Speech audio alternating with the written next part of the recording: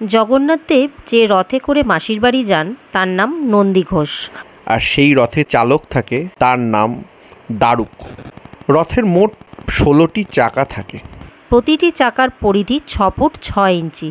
মোট 832টি কাঠের টুকরো দিয়ে রথটি তৈরি করা হয়।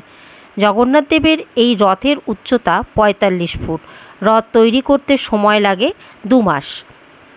রথ তৈরি সহজ কথা নয়। জগন্নাথ দেবের রথ তৈরি করতে হলে বেশ কিছু নিয়ম মানতে হয় কারিগরদের।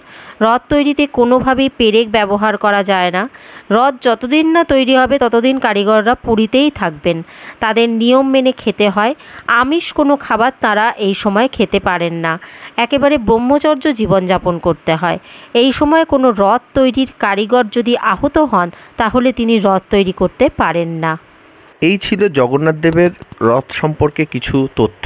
পরবর্তী কাহিনী নিয়ে খুব শিগগিরই আসছে, কিন্তু তার আগে যেটা করতে হবে, আমার পেজ কিছু কথা কিছু কাহিনীকে অবশ্যই ফলো করতে হবে। আর আমার কথা ও ছন্দ ইউটিউব চ্যানেলটিকে সাবস্ক্রাইব করতে ভুলবেন না।